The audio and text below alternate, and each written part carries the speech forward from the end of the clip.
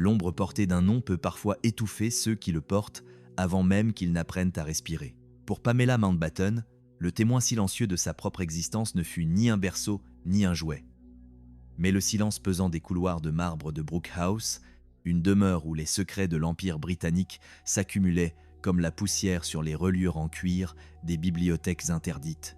L'océan Atlantique n'a pas de pitié pour les légendes, encore moins pour les hommes qui pensent pouvoir lui imposer leur volonté. Le 27 août 1979, le fracas d'une explosion sauvage déchire l'air iodé de Mullaghmore, en Irlande. Le bois précieux du yacht Shadows Imp vole en éclats de feu, projetant des débris de privilèges dans une mer devenue tombeau. Au centre de ce chaos, un homme qui a jadis redessiné les frontières de l'Empire, Lord Louis Mountbatten. Mais alors que le monde s'arrête de respirer devant l'attentat, une femme reste debout, habitée par une force tranquille acquise dans l'ombre des trônes. Pamela Mountbatten.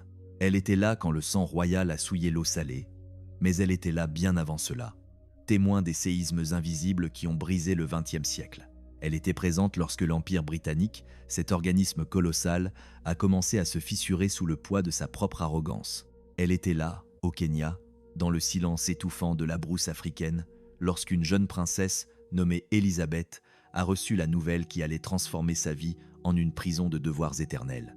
Pamela n'était pas une simple dame de compagnie.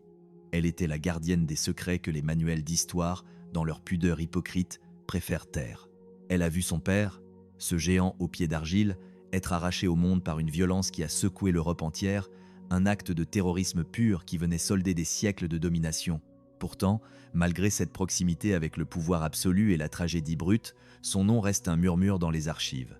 Qui était vraiment cette femme qui a traversé le siècle sans jamais laisser la lumière des projecteurs aveugler son regard critique? Derrière l'élégance de sa naissance se cache une observatrice implacable des vanités humaines.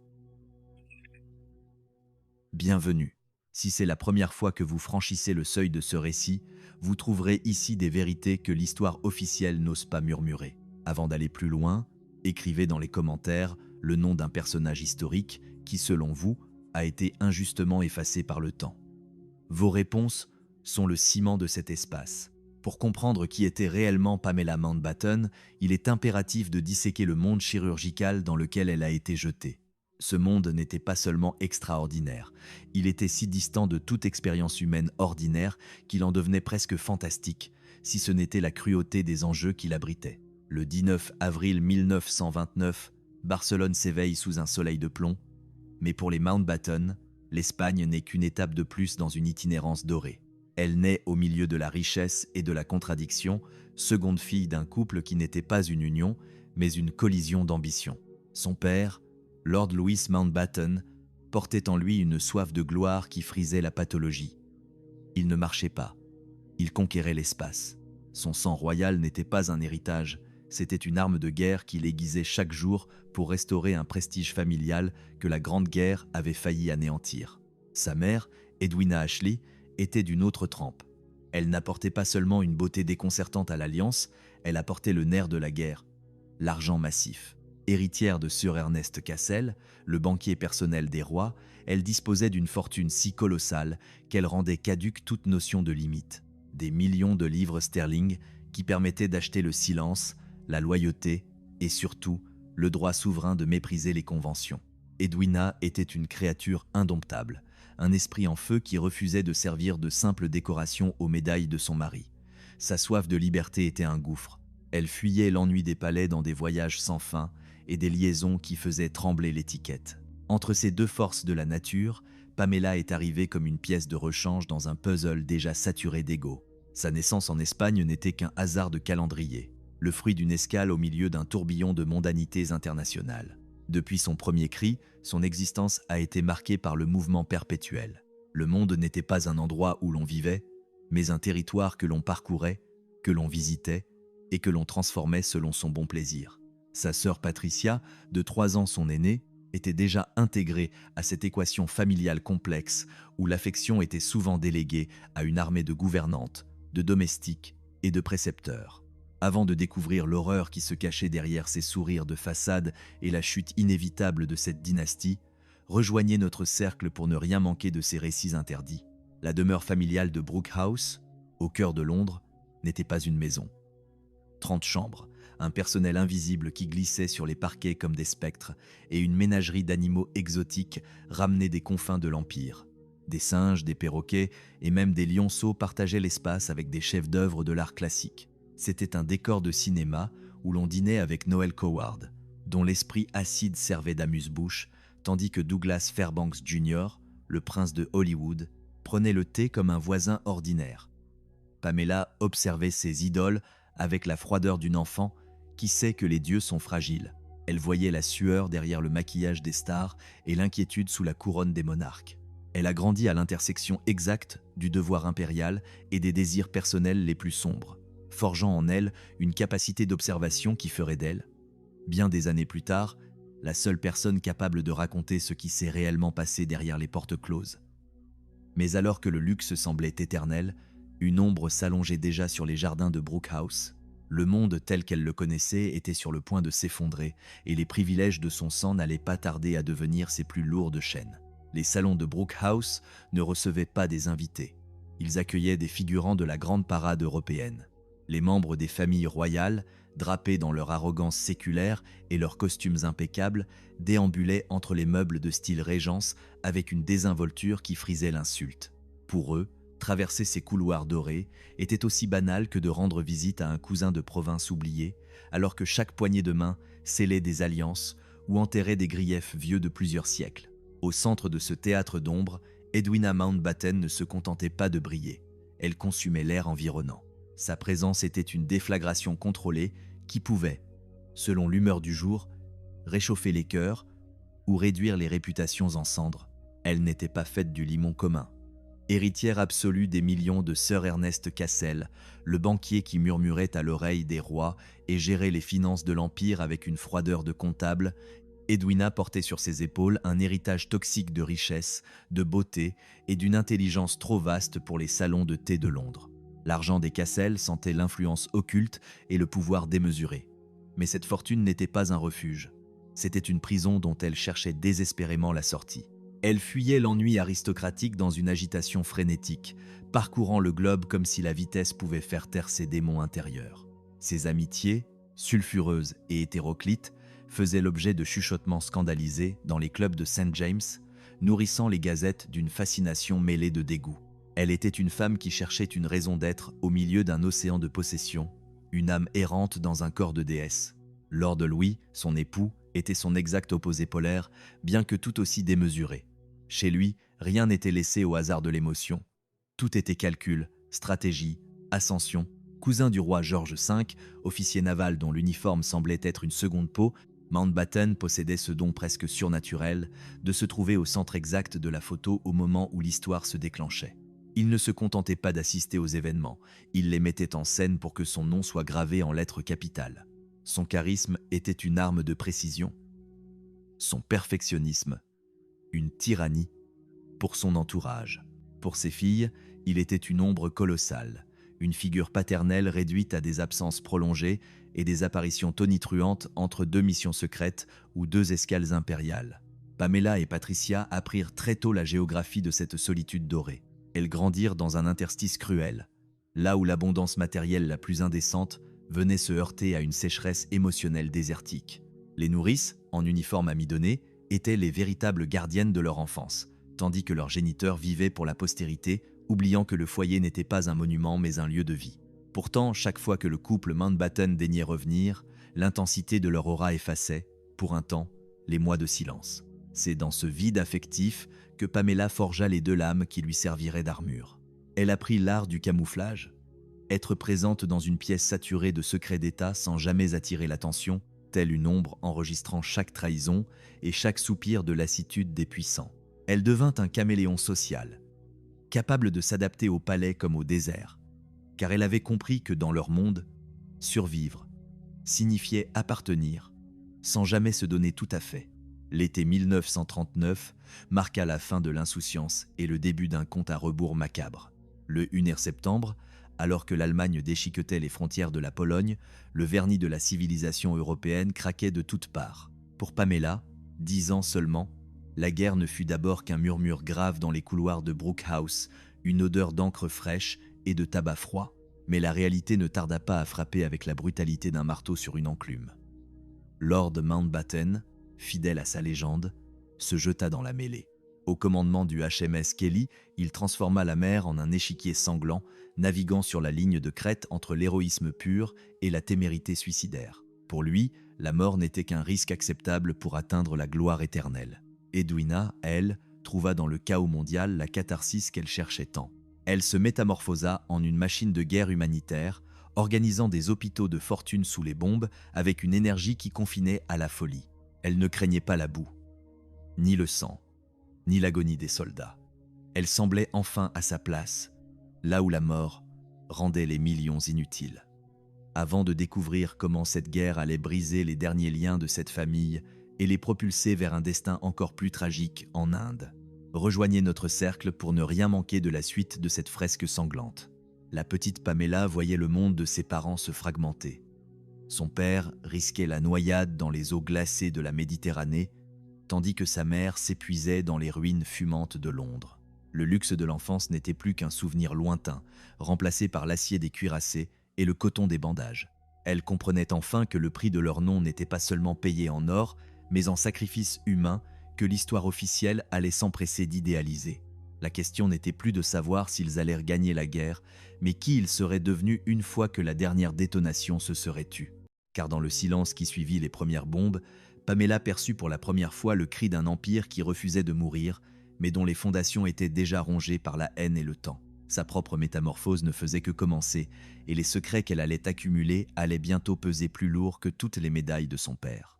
Pamela et Patricia se retrouvèrent une fois de plus abandonnées à leur sort, mais cette fois, le silence des couloirs n'était plus peuplé de domestiques obséquieux. La solitude portait désormais un nom qui glaçait le sang des puissants. Danger. La décision d'arracher les fillettes au sol anglais ne fut pas le fruit d'une prudence maternelle, mais une nécessité dictée par la froide stratégie des services de renseignement. Avec le sang royal des Mountbatten coulant dans leurs veines et l'héritage juif d'Edwina Ashley, les deux sœurs étaient devenues des cibles prioritaires pour la machine de guerre nazie. Pour Hitler, elles n'étaient pas des enfants, mais des monnaies d'échange, des trophées de chair que l'on pourrait brandir pour briser la volonté de la couronne. Ce n'était pas de la paranoïa, c'était une évaluation clinique de la valeur marchande de leur survie. En 1940, alors que l'ombre de la Luftwaffe s'étendait sur la Manche, elles furent jetées dans un navire vers l'inconnu. Elles laissaient derrière elles un pays en sursis pour rejoindre une prison dorée sur la 5e avenue chez la matriarche Cornelius Vanderbilt. Dans ce palais new-yorkais, l'opulence américaine écrasait toute tentative d'insouciance. New York ne dormait jamais, mais Pamela, elle, restait éveillée par le souvenir des sirènes de Londres, découvrant que la richesse absolue n'était qu'un autre moyen de se sentir exilé. Le luxe des Vanderbilt n'était pas celui des Mountbatten. Il était bruyant, ostentatoire, dénué de la patine des siècles, une école de la cruauté sociale où Pamela apprit à lire les hiérarchies derrière les sourires de façade. Elle comprit l'abasse que le monde n'était qu'un immense échiquier où les pions les plus précieux étaient souvent les plus isolés. Elle repartirait de cette terre de gratte-ciel avec une certitude. L'abri parfait n'existe pas et chaque privilège exige un tribut de sang. Lorsqu'elle posa de nouveau le pied sur le sol britannique, Pamela n'était plus la petite fille que l'on déplaçait comme un bagage diplomatique. Elle portait en elle une maturité forgée par l'exil et l'observation constante des vanités d'outre-Atlantique. La guerre touchait à sa fin en 1945, mais la victoire avait un goût de cendre. Pour la Grande-Bretagne, le triomphe sur l'Axe n'était que le prologue d'une agonie impériale. Le système colonial, cet immense sangsue qui avait pompé les ressources d'un quart du globe pendant des siècles, montrait des signes de décomposition avancée que même les défilés militaires ne pouvaient plus masquer. L'Empire était un géant épuisé, incapable de maintenir ses chaînes. Au cœur de ce déclin, l'Inde brûlait. Ce n'était plus seulement une colonie. C'était une poudrière de 350 millions d'âmes, une civilisation millénaire qui refusait désormais de plier le genou devant une autorité devenue une insulte à l'intelligence humaine. La domination britannique, vieille de 2 siècles, n'était plus perçue comme un ordre nécessaire, mais comme une occupation parasitaire. Gandhi et Nehru avaient transformé la soumission en une force de résistance sismique. La question n'était plus de savoir si l'Inde allait s'échapper, mais quel prix Londres allait faire payer pour sa liberté. Avant de découvrir le brasier humain qui attendait la famille Mountbatten à Delhi et la trahison qui allait redéfinir les frontières du monde, rejoignez notre cercle pour ne rien manquer de la chute des idoles. En 1947, le Premier ministre Clément Attlee prit une décision qui ressemblait à un arrêt de mort pour le vieux monde. Il envoya Lord Louis Mountbatten comme dernier vice-roi des Indes avec une mission suicidaire. Liquider l'Empire en un temps record. On lui demandait de superviser le démantèlement de la plus précieuse possession britannique avant que le sang ne submerge tout le sous-continent. Mountbatten, dont l'ego n'avait d'égal que sa précipitation, accepta la tâche comme un messie, s'apprêtant à accomplir un miracle. Il arriva à New Delhi flanqué d'Edwina, dont l'esprit était déjà ailleurs, et de Pamela, 10 à 7 ans, propulsée au cœur du cyclone. Le 22 mars 1947, lorsqu'elle descendit de l'avion, la chaleur de l'Inde la frappa comme une gifle physique. Ce n'était pas seulement la température, c'était l'odeur de la poussière, de la sueur, du jasmin et de la mort imminente. Elle sentit immédiatement que ce sol n'appartenait plus à son père, ni à son roi, ni à personne d'autre qu'à cette masse mouvante d'hommes et de femmes, prêts à tout pour renaître. L'atmosphère à Delhi était électrique, chargée d'une tension si épaisse qu'on aurait pu la trancher à l'épée. Pamela marchait dans les jardins du palais vice-royal en sachant que chaque pierre, chaque serviteur silencieux, chaque murmure dans les couloirs portait le poids d'une haine accumulée depuis 200 ans.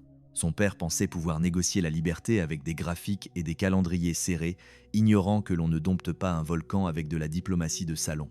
La jeune fille observait ses parents se perdre dans les intrigues politiques, les jeux de pouvoir entre le Congrès et la Ligue musulmane, tandis qu'à l'extérieur des murs du palais, le décompte vers le chaos avait déjà commencé.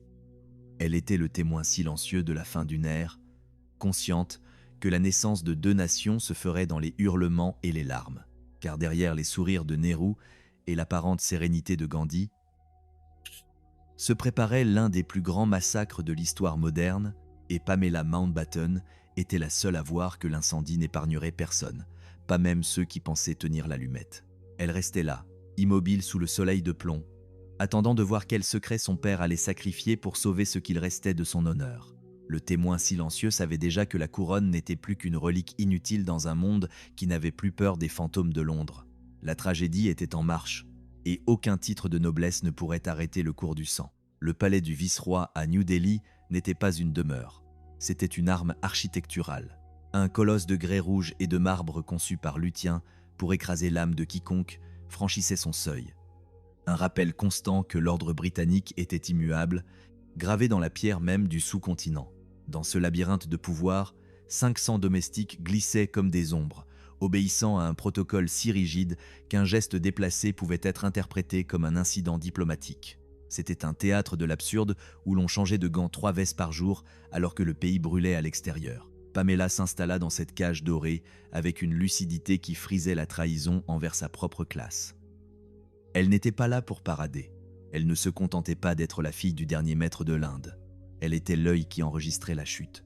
Alors que Lord Mountbatten s'enfermait dans des bureaux étouffants pour découper des nations sur des cartes et qu'Edwina tissait des réseaux d'influence d'une complexité effrayante, Pamela choisit l'immersion brutale. Elle se mit à l'hindoustani, déchiffrant les sons d'une terre qui hurlait sa soif de liberté, trahissant les siens par la simple volonté de les entendre. Elle ne craignait pas la sueur des cantines militaires, ni l'odeur de la maladie dans les cliniques gratuites de Delhi où elle soignait les miséreux. Là, au milieu du pu et de la poussière, elle découvrit que l'Empire n'était qu'un mirage entretenu par des hommes en uniforme amidonné.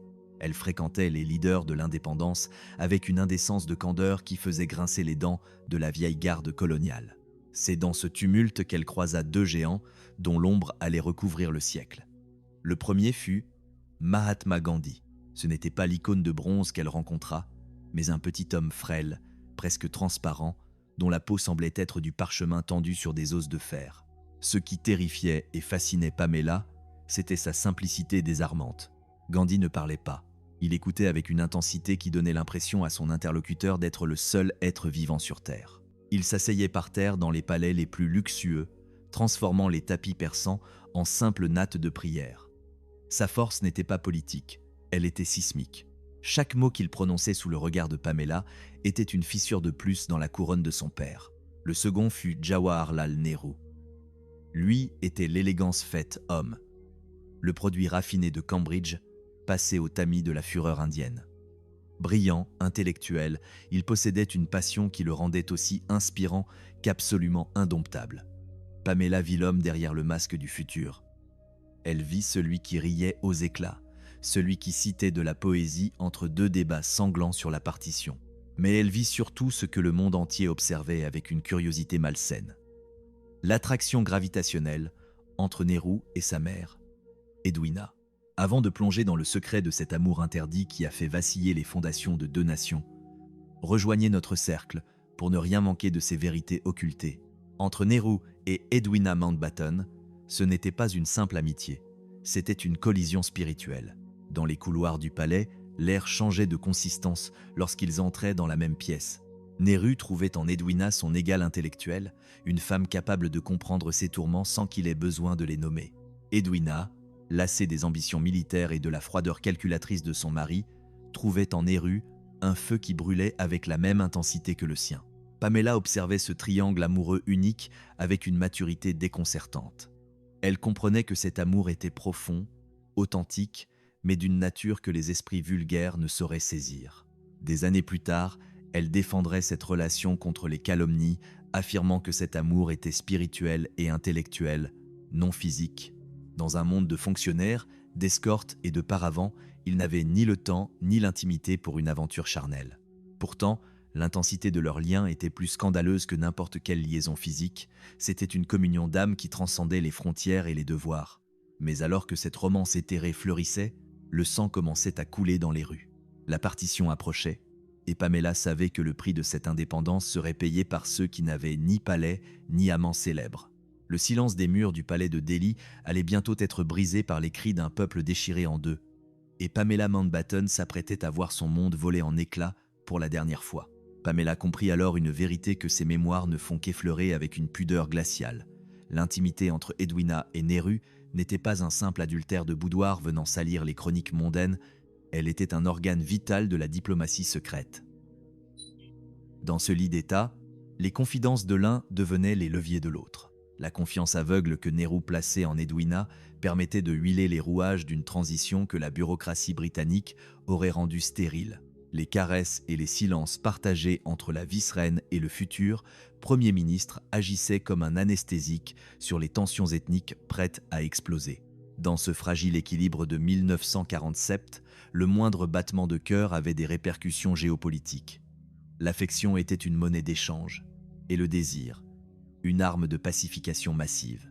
Le printemps et l'été de cette année-là furent marqués par une atmosphère poisseuse, une chaleur qui semblait porter l'odeur de la poudre et de la peur. Tandis que Lord Mountbatten s'enfermait avec les leaders du Congrès national indien et la figure austère de Muhammad Ali Jinnah, la partition du sous-continent passait du statut de théorie cauchemardesque à celui de réalité chirurgicale. On allait découper un géant vivant. L'idée de créer deux États, l'Inde et le Pakistan, était censée offrir un refuge aux musulmans, mais elle ne fit qu'ouvrir une plaie béante. Sur un coin de table, un avocat britannique nommé Cyril Radcliffe, qui n'avait jamais mis les pieds en Inde avant cette mission suicidaire, traça en 5 semaines seulement une ligne qui allait déchirer des familles, séparer des villages et transformer des voisins en bourreaux. 5 semaines pour effacer des siècles de coexistence. Un trait de plume pour déclencher l'apocalypse. Pamela ne vivait pas cette tragédie depuis les balcons dorés du palais. Elle était dans la boue, au cœur de la clinique médicale de Delhi, là où l'histoire cessait d'être un concept pour devenir une chair meurtrie. Elle voyait arriver les spectres, des mères dont les bras étaient désespérément vides, des vieillards dont les yeux avaient vu l'innommable, des blessés dont les membres racontaient la sauvagerie des premières émeutes. Elle comprenait avec une lucidité brutale que les décisions prises par son père, entre 2 verres de gin et des graphiques colorés, se payaient en hectolitres de sang dans les caniveaux de la ville. Avant de découvrir comment Pamela a survécu à la vision de ces trains de la mort arrivant à quai dans un silence de cimetière, rejoignez notre cercle pour ne rien manquer de ces vérités interdites. Le 15 août 1947 fut proclamé comme le jour de la naissance de l'Inde moderne. À New Delhi, Nehru prononça son célèbre discours sur le rendez-vous avec le destin, des mots d'une beauté lyrique qui s'envolaient vers les étoiles, tandis que la foule hurlait une joie électrique. Mais à quelques kilomètres de là, le destin avait un visage bien plus sombre. Les trains commençaient à circuler, chargés non pas de passagers, mais de réfugiés terrorisés. des hindous fuyant vers l'est, des musulmans vers l'ouest, se croisant dans un tourbillon de haine que les architectes de la partition n'avaient pas voulu prévoir. Sur les rails, le massacre devint industriel. Des trains entiers arrivèrent à destination sans aucun survivant, les wagons transformés en cercueils métalliques, avec pour seul message écrit sur les flancs le sang de ceux qui s'y trouvaient. Les chiffres donnent le vertige et révèlent l'ampleur du crime administratif, entre 200 000 et 2 millions de morts en quelques mois, des millions d'êtres humains déplacés, arrachés à leur terre pour toujours. Pamela n'était plus une adolescente de la haute société. Elle était devenue le réceptacle d'une douleur collective qu'aucun privilège ne pouvait effacer. Elle portait en elle le poids de la culpabilité impériale, l'amère leçon de ce que le pouvoir produit lorsqu'il agit dans l'urgence et le mépris des réalités humaines. Lorsque l'Union Jack fut enfin descendue des mâts de Delhi, marquant la fin de 2 siècles de pillage et de domination, Lord Mountbatten quitta ses fonctions de vice-roi. Mais il resta là, gouverneur général d'une Inde nouvelle, une figure de proue, tentant de stabiliser un navire qui prenait l'eau de toutes parts, conscient peu être que l'ombre de son nom serait à jamais liée à l'une des plus grandes tragédies du siècle.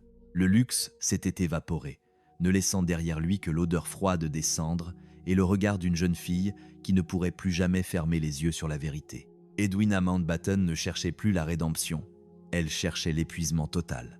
Tandis que son mari s'enlisait dans les chiffres d'une partition sanglante, elle s'enfonçait dans la chair vive des camps de réfugiés. Elle ne se contentait pas de visiter les hôpitaux, elle ne se contentait pas, elle y vivait, respirant l'odeur de la gangrène et de la dysenterie avec une abnégation qui confinait à la fureur. Pamela, toujours dans l'ombre de cette mer incandescente, ne fuyait plus. Elle avait appris l'hindoustanie, non par caprice de linguiste, mais pour briser le mur de verre qui séparait les occupants des occupés. Elle parlait désormais aux condamnés de l'histoire, aux mères qui avaient vu leurs nourrissons jetés par les fenêtres des trains, aux étudiants radicaux dont les mains portaient encore les traces des fers britanniques. Elle n'était plus la spectatrice d'un empire, elle en était la confidente involontaire.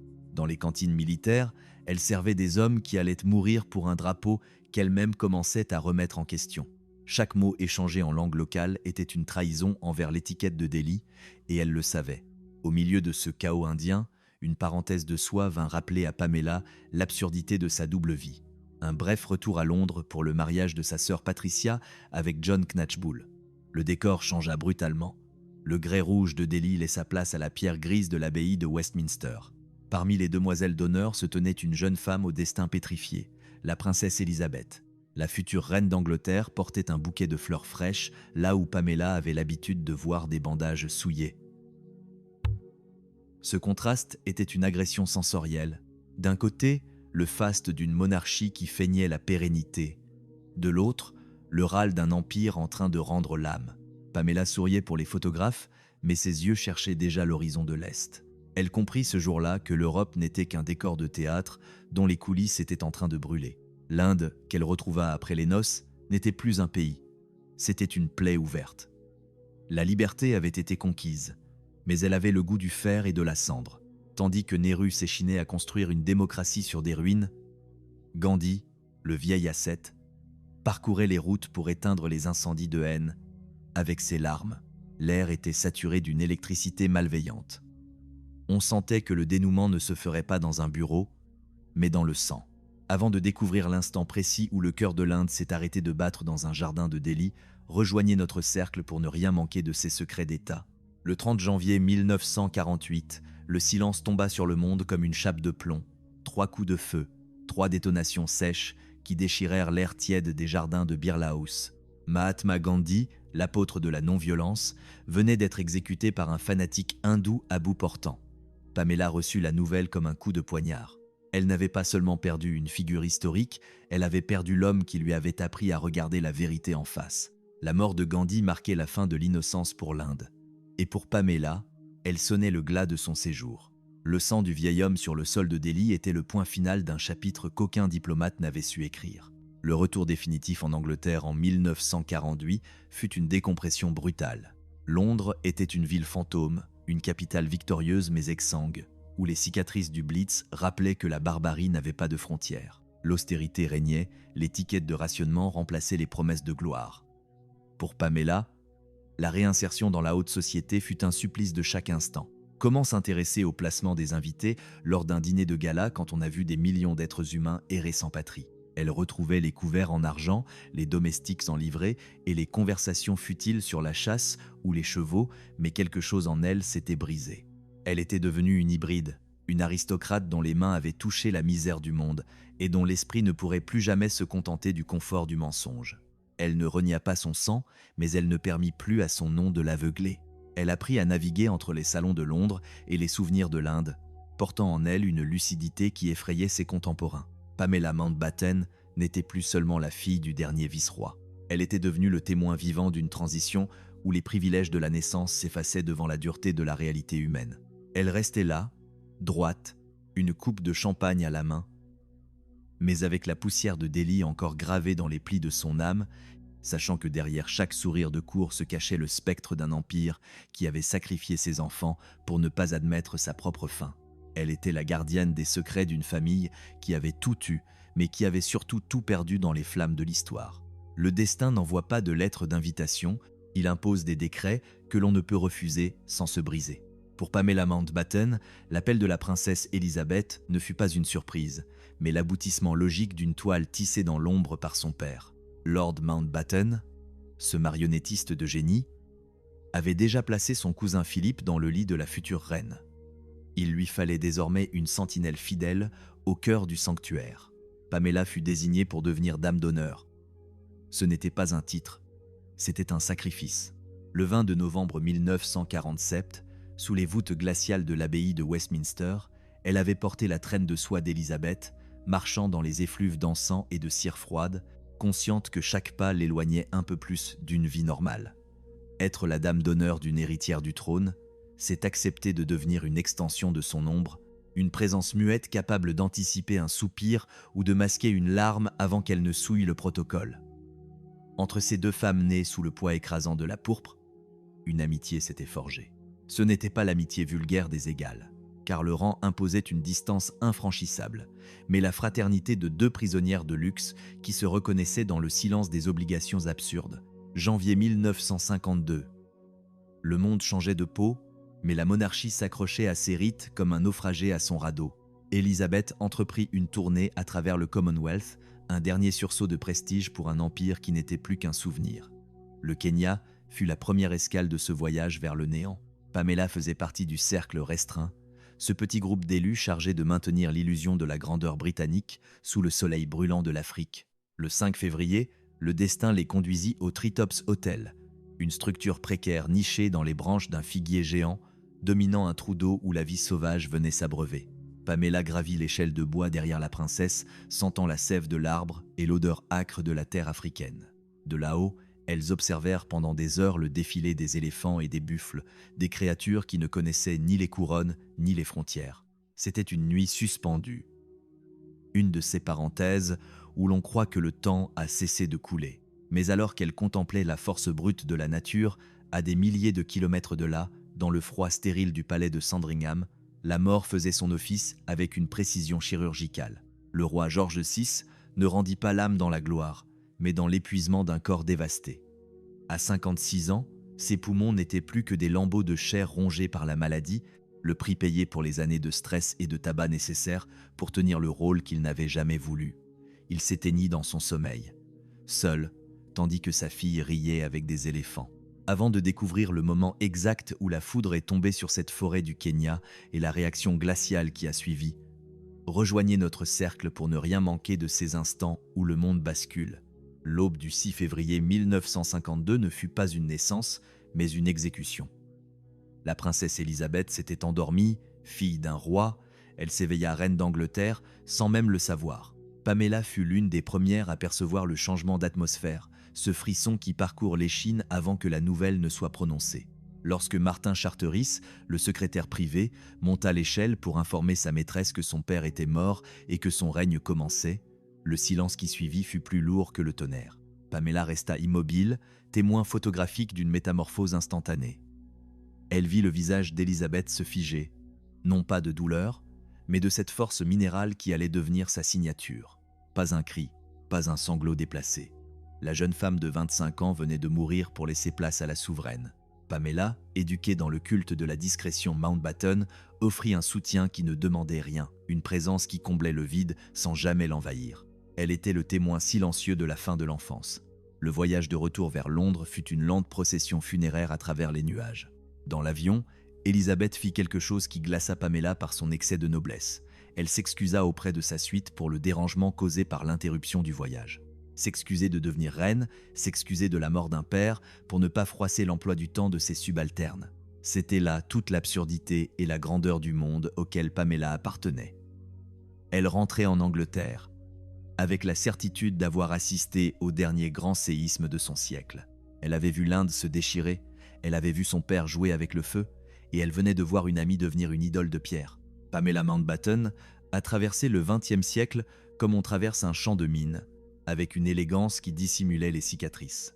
Elle a vu les empires s'effondrer et les rois tomber, mais elle est restée ce témoin silencieux, celle qui savait tout mais ne disait rien, jusqu'à ce que le poids de la vérité ne devienne trop lourd pour être gardé. Elle s'éteindrait bien plus tard, emportant avec elle les derniers secrets d'une famille qui avait cru pouvoir diriger le vent, avant de réaliser que le vent finit toujours par tout emporter, les palais comme les souvenirs.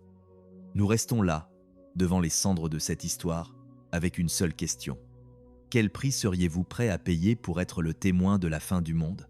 L'indépendance de l'Inde n'avait été qu'un prélude sanglant, l'assassinat de Gandhi une déchirure irrémédiable, et la naissance d'un règne au sommet d'un figuier africain, une ironie du sort que seule la tragédie sait orchestrer.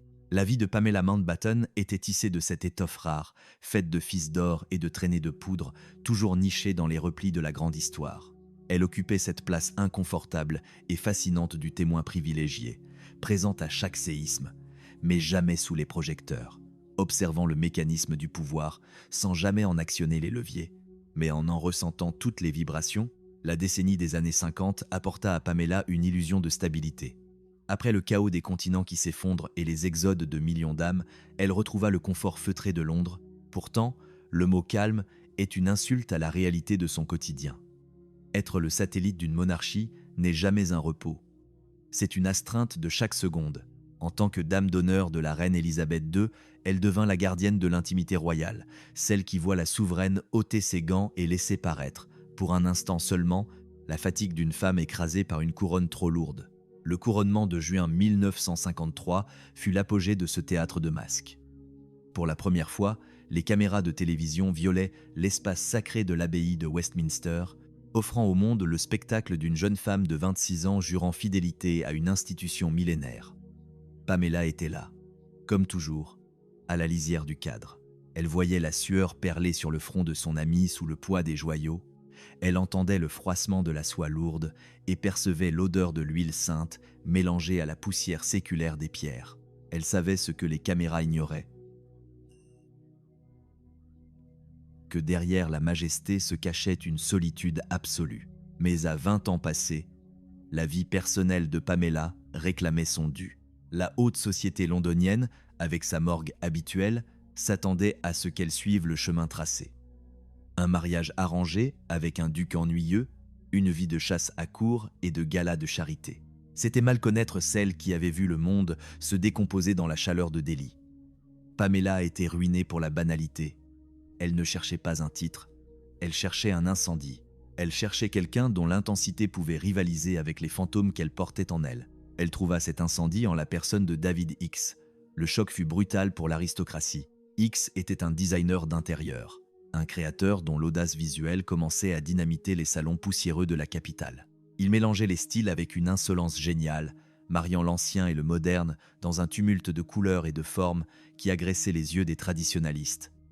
Il n'avait pas de blason, il n'avait pas d'ancêtre ayant combattu à Hastings. Il n'avait que son talent et une personnalité volcanique. Le cercle des Mountbatten observa cette liaison avec un dédain à peine voilé. Pour ces gens qui mesuraient la valeur d'un homme à l'épaisseur de son arbre généalogique, Hicks n'était qu'un intrus, un marchand de tapis de luxe.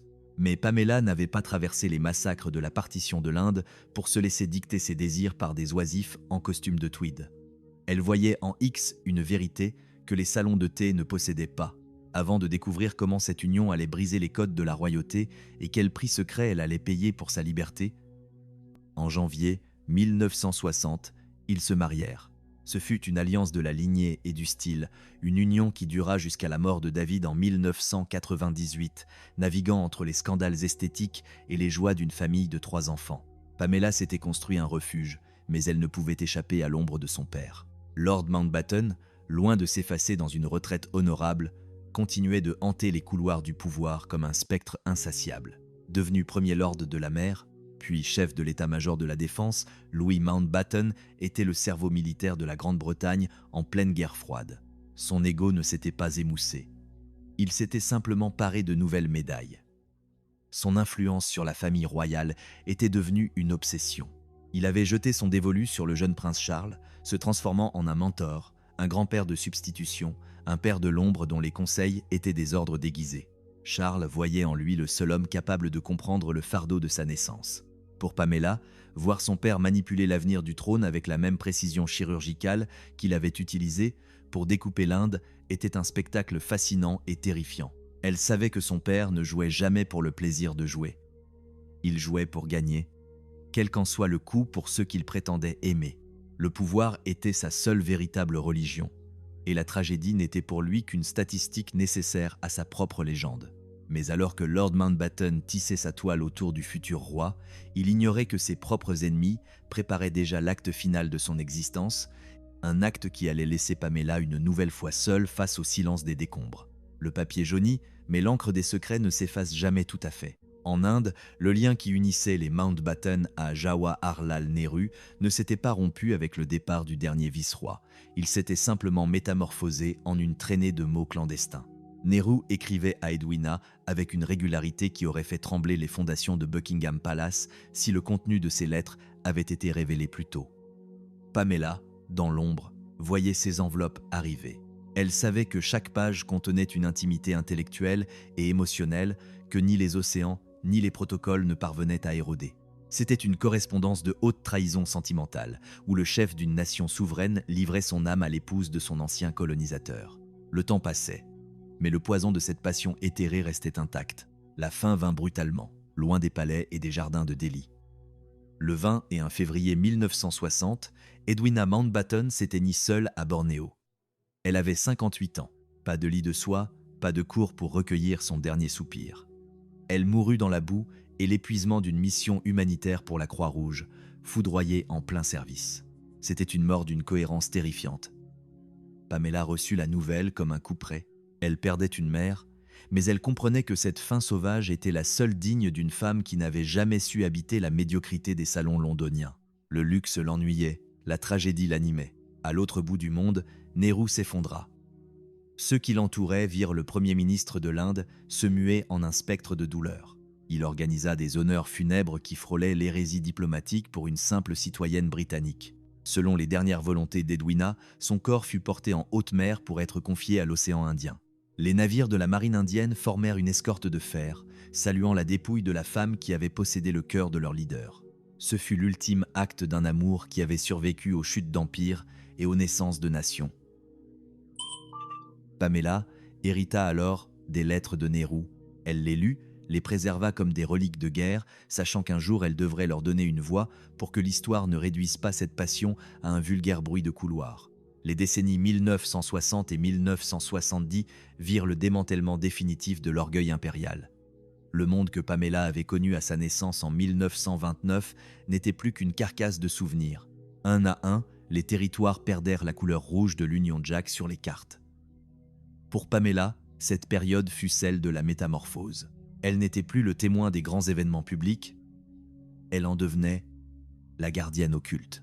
Elle élevait ses 3 enfants, Edwina, Ashley et India, sous le poids écumant d'un nom qui ouvrait toutes les portes mais imposait un silence de plomb. Sa fille, India X, porterait plus tard ce nom comme une bannière, devenant l'égérie d'une élégance qui recyclait les débris de la gloire familiale. Pendant ce temps, David X, l'époux de Pamela, dynamitait les codes de l'architecture intérieure. Il était devenu le décorateur le plus influent et le plus arrogant du siècle. Son style, fait de couleurs violentes et de géométries audacieuses, était une insulte à la retenue aristocratique. Il brisait les conventions avec la même jubilation qu'un vandale dans un musée. Pamela l'accompagnait dans cette ascension avec une discrétion chirurgicale. Elle était le socle de ce génie colérique, celle qui savait naviguer entre les caprices de la création et les exigences de la lignée. Avant de découvrir le pacte de sang qui liait Lord Mountbatten au futur roi d'Angleterre et l'ombre tragique qui allait tout consumer, rejoignez notre cercle pour ne rien manquer. Son père, Lord Mountbatten, refusait de vieillir dans l'anonymat. Premier lord de la mer, puis chef de l'état-major de la défense, il restait le cerveau froid derrière la stratégie nucléaire britannique en pleine guerre froide. Mais son chef-d'œuvre le plus intime était son emprise sur le prince Charles. Il était son mentor, son confident, le père de substitution que le prince recherchait désespérément. Mountbatten modelait l'héritier du trône, lui inculquant une vision du monde où le devoir était une religion et l'ambition un droit de naissance.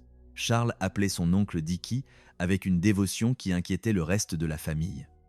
Pamela voyait ce lien se resserrer, consciente que son père jouait sa dernière grande partie d'échecs avec la couronne. Mais derrière le faste de cette vie publique et la splendeur des titres, des ombres grandissaient sur les côtes de l'Irlande. Le danger n'était plus une abstraction diplomatique, il avait désormais un visage et une patience de prédateur. Le témoin silencieux savait que l'histoire, lorsqu'elle se venge, ne choisit jamais ses victimes au hasard. Le témoin silencieux de ce drame n'est pas un homme, mais une coque de bois modeste, le Shadow V, un bateau qui portait en son nom l'obscurité qu'il allait bientôt engendrer. L'Irlande ne pardonne jamais, elle attend. Le 27 août 1979, la mer de Mullaghmore était d'un calme insultant, un miroir d'argent qui dissimulait les monstres tapis dans les profondeurs de l'histoire. À 11h30, le monde a cessé de tourner pour la famille Mountbatten. Une détonation sourde, un éclair de feu pur, et le Shadow V s'est volatilisé dans un nuage de débris et de sang. Lors de Louis Mountbatten, l'homme qui avait commandé des flottes entières, qui avait redessiné les frontières de l'Asie et conseillé les rois, n'était plus qu'une dépouille déchiquetée flottant dans les eaux froides de l'Atlantique.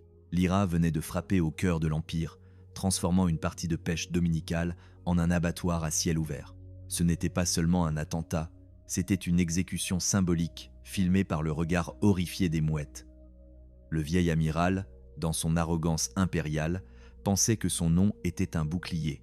Il se trompait. La poudre n'a que faire. De la généalogie. L'explosion fut si puissante qu'elle fut entendue à des kilomètres, un écho de haine qui venait de briser le dernier grand pilier du siècle britannique. Pamela Mountbatten, à Londres, n'entendit pas le bruit, mais elle sentit le souffle de la tragédie balayer sa vie pour toujours. Le sang des innocents, celui de son propre neveu de 14 ans et celui d'un jeune assistant irlandais, se mêlaient désormais à l'écume, scellant un pacte de douleur que personne n'oublierait. Depuis des années, l'Irlande du Nord se consumait dans un brasier que les manuels appellent pudiquement les troubles. Une guerre civile au ralenti où l'odeur du cordite se mélangeait à celle du Terrance dans les quartiers ouvriers de Belfast. L'armée républicaine irlandaise, l'IRA, avait affiné sa cruauté, transformant la violence politique en un langage quotidien. Pour ces hommes de l'ombre, Lord Mountbatten n'était pas un grand-père en vacances. Il était l'incarnation vivante de l'oppression britannique, un trophée de chair dont la chute ferait trembler Westminster. La menace était partout, invisible comme le vent marin. Les services de renseignement britanniques, dans leur suffisance habituelle, avaient multiplié les avertissements. Mais Mountbatten, prisonnier de sa propre légende d'invincibilité, balayait les conseils de prudence. Il croyait sincèrement que les Irlandais l'aimaient. Il ignorait que pour ceux qui n'ont rien, l'amour d'un aristocrate est la forme la plus basse du mépris. Le château de Classybone, une sentinelle de pierre dominant la côte de Sligo, était le refuge estival des Mountbatten depuis des générations. À 79 ans, Louis Mountbatten y retrouvait une vitalité presque indécente, pêchant le homard et naviguant sans escorte, comme si le danger n'était qu'une abstraction destinée aux autres. Le Shadow V n'était pas un yacht royal, c'était une barque modeste, ce qui rendait la sécurité quasi impossible à assurer. Le bateau restait amarré dans un port public, une cible immobile pour Thomas McMahon, l'expert en explosifs de l'IRA. Dans la nuit du 26 au 27 août, l'ombre s'est glissée sur le pont. 50 livres de gélinite furent dissimulés sous le plancher de bois. Un dispositif à retardement, froid et mécanique, prêt à dévorer la vie. Le matin du drame, le soleil de Sligo était trompeur. Pamela, restée à Londres, ne pouvait imaginer la scène. Son père, radieux, embarquant avec sa famille pour ce qui devait être une simple promenade. Avec lui, Nicolas Knatchbull, 14 ans, le fils de sa sœur Patricia, un enfant dont l'avenir s'est arrêté à l'instant où le détonateur a cliqué. La baronne Brabourne, 83 ans, et Paul Maxwell, un adolescent irlandais qui ne cherchait qu'à gagner quelques shillings, complétaient l'équipage de ce voyage sans retour. L'explosion fut une gifle de feu. En quelques millisecondes, le bois précieux a éclaté en des milliers de poignards, transperçant les corps avant que le cerveau ne puisse enregistrer la douleur. Mountbatten est mort presque instantanément, le dernier grand amiral de l'Empire sombrant avec son navire de fortune. Avant de découvrir comment cette mort a brisé le futur roi d'Angleterre et la vérité indicible qui se cachait derrière les larmes de Pamela. Rejoignez notre cercle pour ne rien manquer des tragédies qui ont forgé notre monde. La nouvelle frappe à Londres avec la force d'un tsunami. Pamela reçut l'information avec la sidération de ceux qui pensent que les idoles sont éternelles. Son père avait survécu à 2 guerres mondiales, à des complots impériaux, à la fureur des foules indiennes, pour finir par être pulvérisé par un homme qu'il n'avait jamais rencontré. Le choc fut mondial. Jimmy Carter exprima sa consternation depuis la Maison-Blanche, tandis que l'Europe entière envoyait ses condoléances à une monarchie humiliée. Mais personne ne souffrit autant que le prince Charles.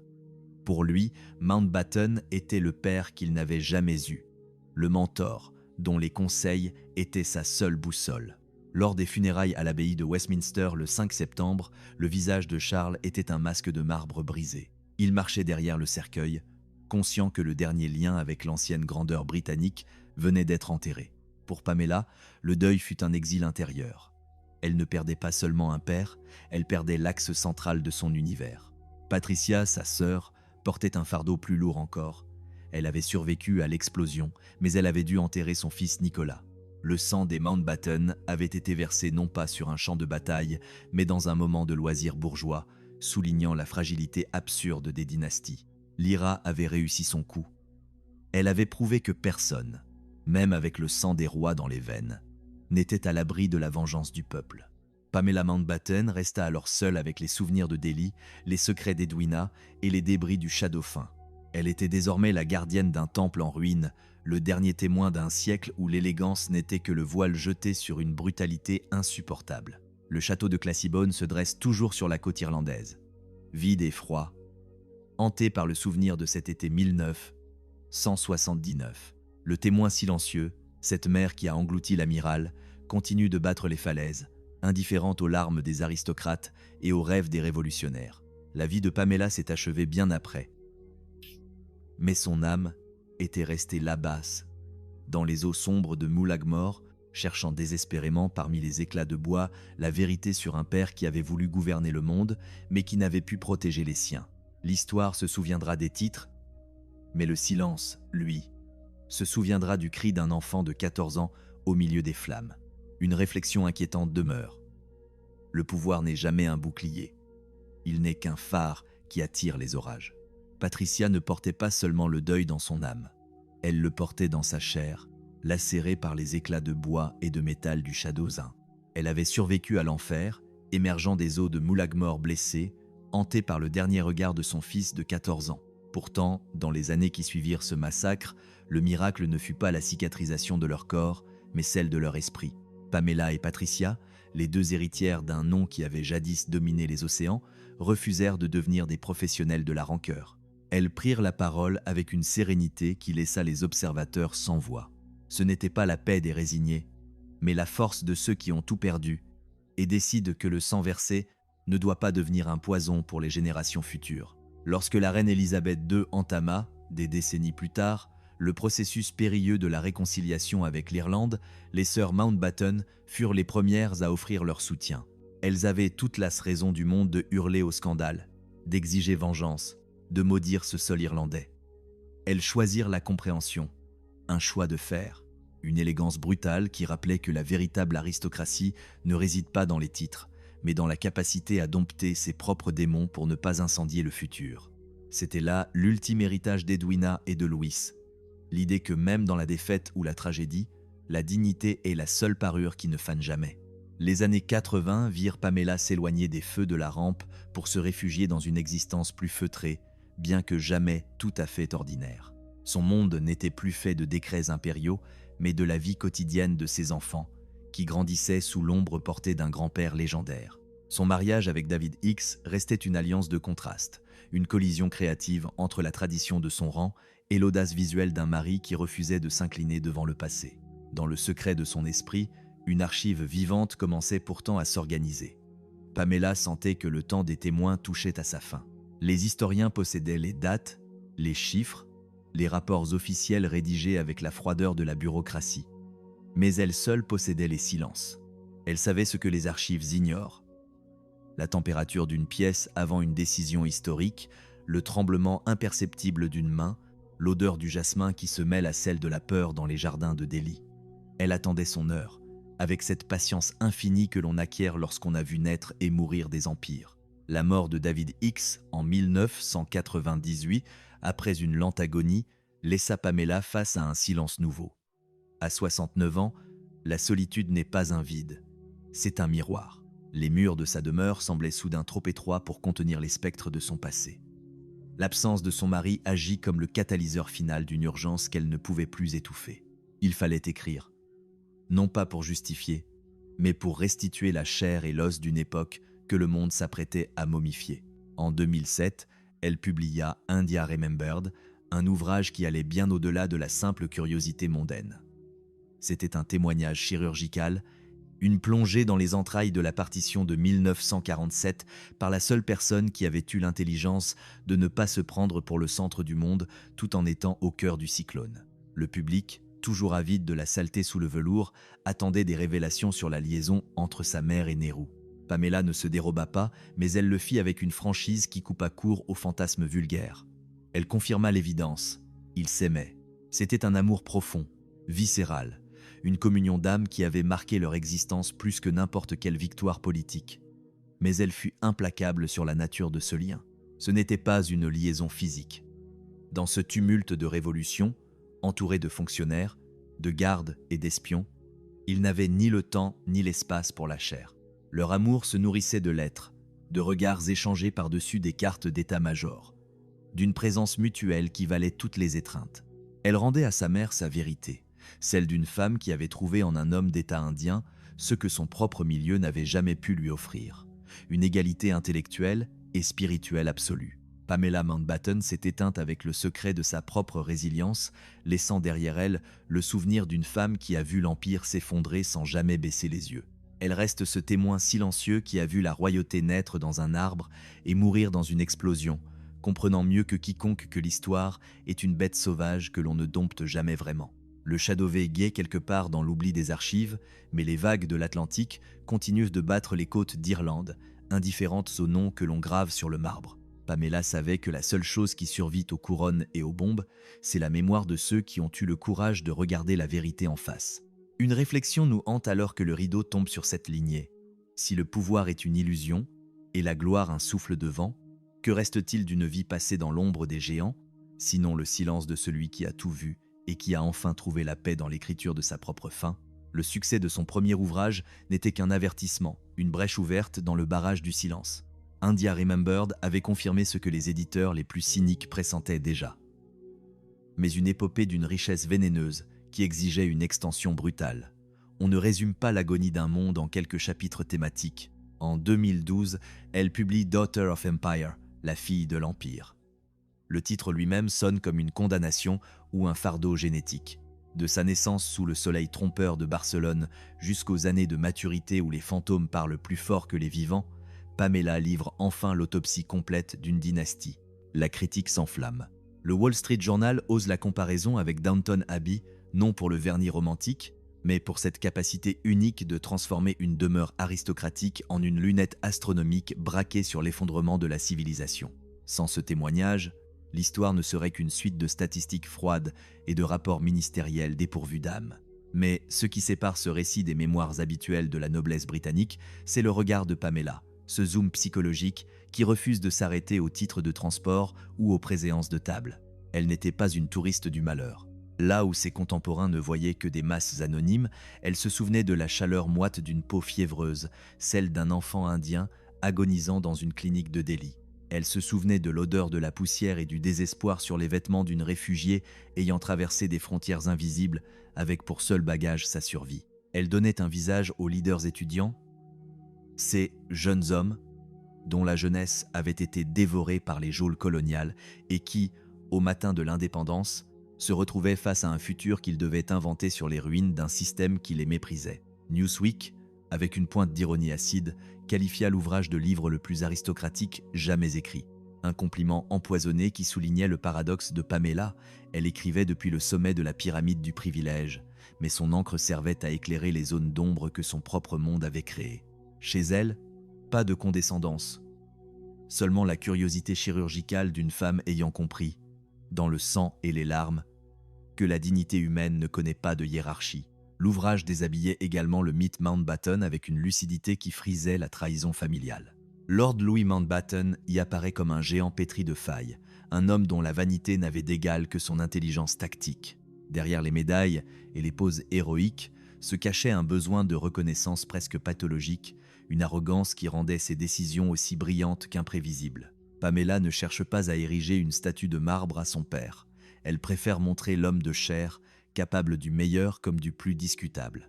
Elle traite la gestion de la partition de l'Inde non comme une épopée glorieuse, mais comme un nœud historique gordien que le temps refuse toujours de trancher. Le dossier de la partition reste la plaie purulente de la mémoire britannique, et les écrits de Pamela apportent une lumière crue sur ce que les historiens officiels préfèrent occulter derrière des graphiques. Le calendrier imposé par son père est encore aujourd'hui au cœur d'un débat féroce qui oppose la stratégie à la morale. Le plan initial de Londres prévoyait une sortie honorable pour juin 1948. Mountbatten, dans un accès de hâte que certains qualifient de génie et d'autres de folie meurtrière, décida d'avancer l'échéance de 10 mois, fixant la fin de l'Empire au 15 août 1947.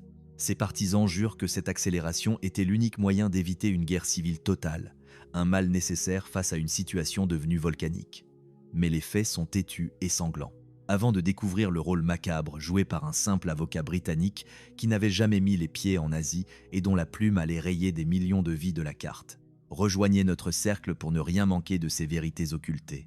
Les détracteurs de Mountbatten pointent du doigt la précipitation obscène avec laquelle les frontières furent tracées. L'avocat Cyril Radcliffe, l'homme de paille de cette tragédie administrative, ne disposa que de 5 petites semaines pour diviser un sous-continent millénaire. 5 semaines pour séparer des fleuves de leurs sources, des paysans de Suster et des frères de leur foyer, sans jamais avoir foulé le sol qu'il était en train de mutiler. Ce trait de plume, jeté sur une carte par un homme ignorant tout de la réalité indienne, fut le détonateur de l'exode le plus massif et le plus violent du XXe siècle. Pamela a vu l'encre de Radcliffe se transformer en fleuve de sang. Elle a vu les trains de la mort et les massacres de masse que cette urgence diplomatique avait déclenchés.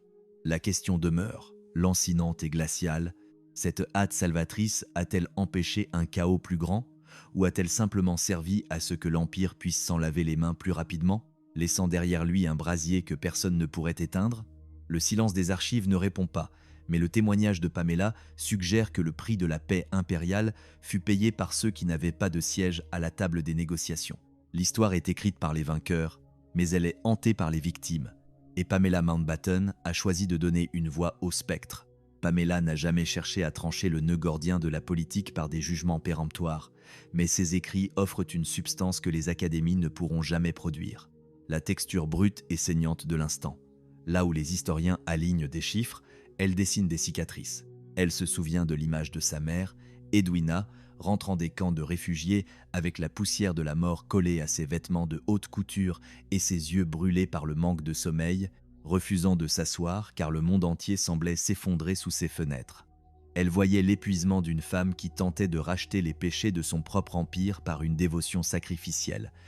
Elle revoyait Gandhi, quelques semaines avant qu'on ne lui loge 3 balles dans le torse, fendant des marées humaines avec la seule force de sa fragilité, essayant désespérément d'éteindre l'incendie que la diplomatie britannique avait elle-même allumé.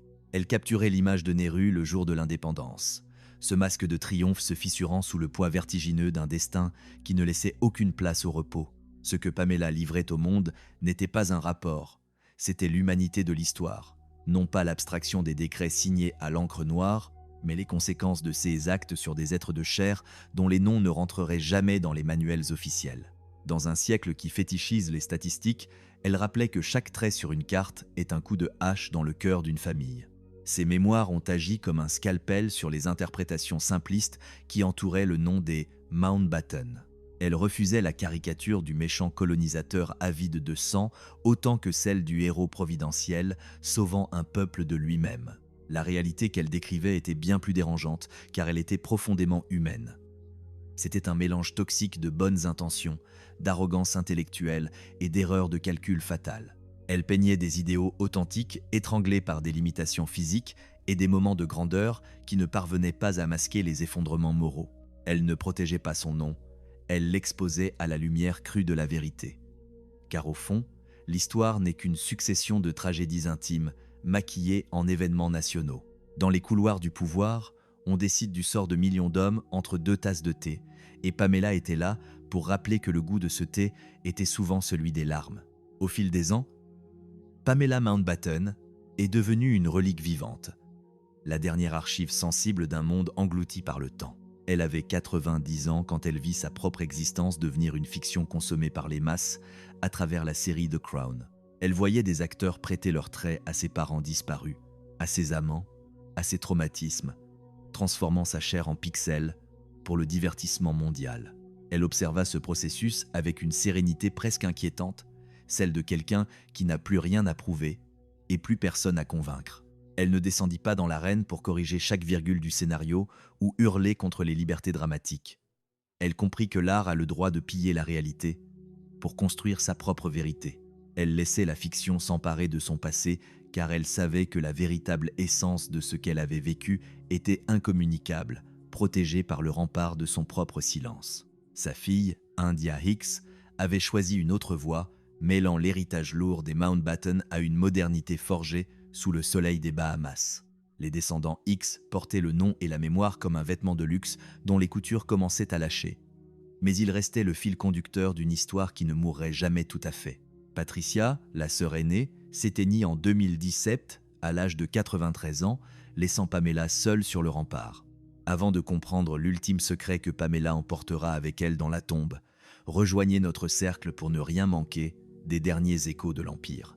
Avec la disparition de sa sœur, l'architecture même de la famille Mountbatten s'est effondrée. Pamela était désormais l'unique survivante, la seule capable de dire « j'y étais » avec l'autorité glaciale de celle qui n'a pas besoin de preuves. Elle occupait cette position de solitude absolue où l'on réalise que les archives sont des cimetières de papier. Elle savait que lorsqu'elle fermerait les yeux, quelque chose d'unique s'évaporerait. L'odeur de l'orage sur le palais de Delhi ou la fraîcheur du soleil d'avril en Inde en 1929.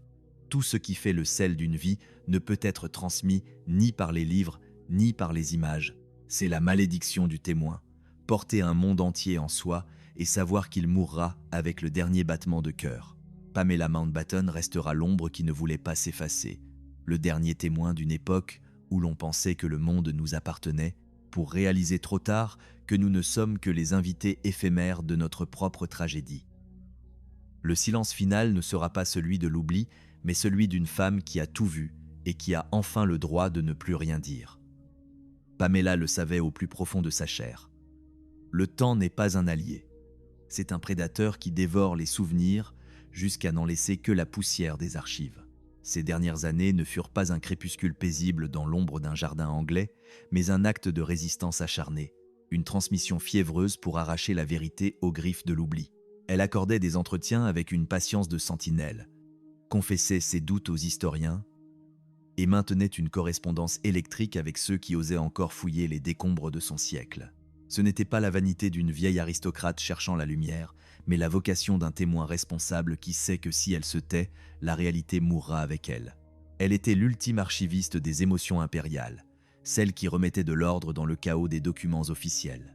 Ce que Lady Pamela Mountbatten incarne dans la géographie du XXe siècle dépasse les titres de noblesse et les rubans de soie. Elle n'a jamais porté de couronne, n'a jamais signé de traité de paix, n'a jamais commandé d'armée. Elle était plus que cela. Elle était l'axe humain, le tissu conjonctif entre les moments où le monde a basculé. Sa grandeur résidait dans une discrétion presque subversive. Elle était là quand l'Empire a rendu son dernier soupir en Inde, observant le désastre sans l'aveuglement partisan de ceux qui ont besoin d'avoir raison.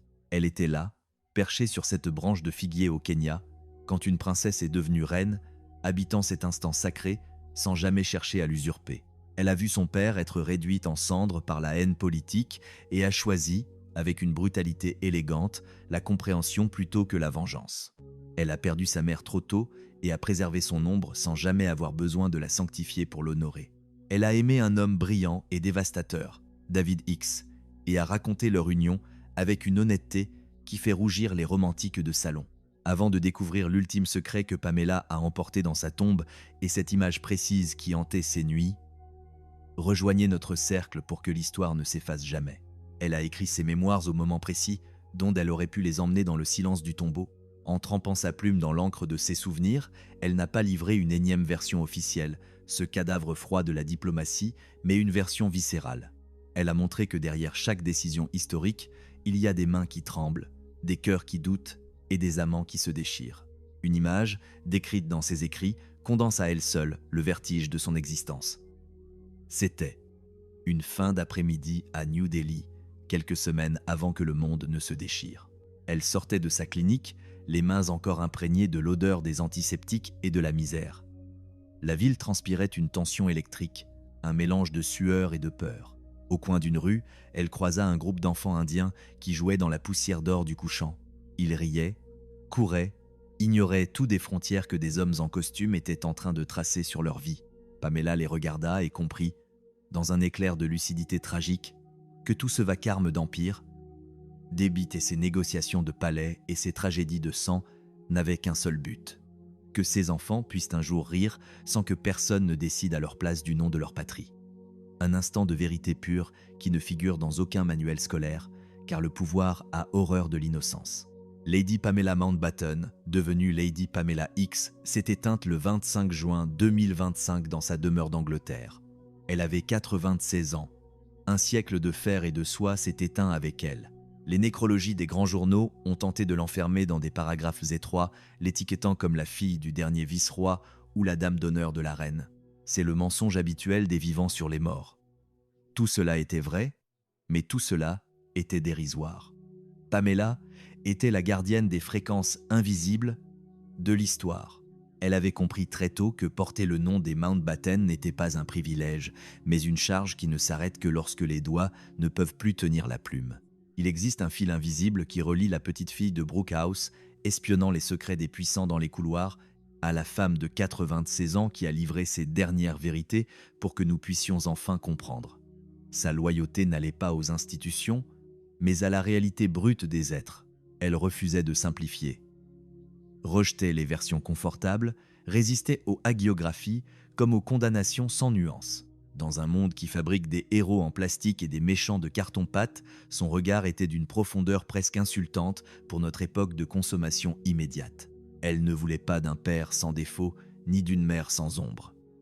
Elle voulait des humains, avec leur grandeur de marbre et leur fragilité de verre. L'Empire est mort, les cartes ont été brûlées, les acteurs ont quitté la scène. Ne reste que cette voix, celle d'une femme qui a choisi de raconter la défaite avec dignité. Car sans le regard de ses témoins responsables, l'histoire ne devient qu'un mythe commode. Pamela Mountbatten a vécu pour témoigner, et c'est là son legs le plus tranchant. Le silence est désormais total, mais l'écho de sa vérité continue de fissurer les murs de nos certitudes.